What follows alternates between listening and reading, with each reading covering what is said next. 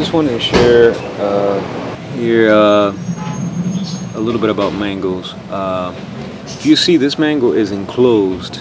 It's basically got like a 1.5 by 2 feet area here. All the rest around it is cement. Okay, and if you can see, this is a big tree, and I don't water this tree. I don't fertilize it. It's got, you can tell, this is my Glen, by the way. You can tell right here how big it is. I'll trim it next year probably, but not this year. You can tell it's full of flowers. It gave me a ton of mangoes last year. It's very healthy. Doesn't really have any issues at all ever. And like I said, I don't water it. I don't fertilize it. Don't do anything to it. And it's super healthy. Provides a lot of food.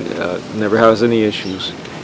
So I'm here in South Florida, and in this area, you know, mangoes are king. You know, avocados do quite well, and a lot of other trees too, but mangoes are one of the staples right here. And obviously it has a great fruit, tastes great. You can freeze it, tastes great. Just, you get the mango and eat it, and it tastes great. And you can freeze it, save it for smoothies. You can dehydrate it. You can do all sorts of things with them. And on top of that, you know, they just taste great. So can't go wrong. You can juice them. I mean, it's endless. You can do jams. It's just, you had never tried a mango, you need to try a mango. Especially one of the good varieties that are just delicious. But if, you know, as far as a tree for your home, that's just very maintenance free. The mango here in this area, we're in zone like 10B, closer to the coast, maybe even a little bit more like 11. They just do very well. And like I said, they actually, in my experience, they don't really like fertilizer. You don't have to fertilize them.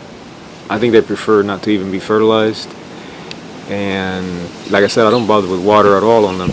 At least the ones I have here, I don't water them at all. And this one, which I just showed you, is encased inside the cement in a very small area. Obviously, you know, it never gets water, or other than a little bit of rainfall, but the canopy kind of keeps the rain away, so it doesn't really get rain and, you know, or water, because I never water it. And it doesn't really get any fertilizers. I never put any on them.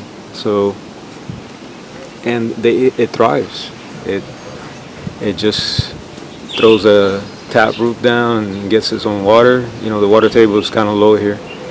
It's like 7 feet or something like that. And it doesn't really need, you know, too much help. It does really well in this area. So, just wanted to share that with you.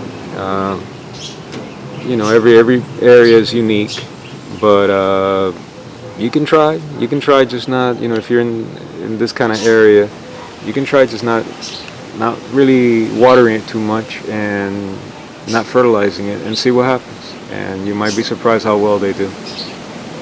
Anyway, guys, thanks for watching. God bless.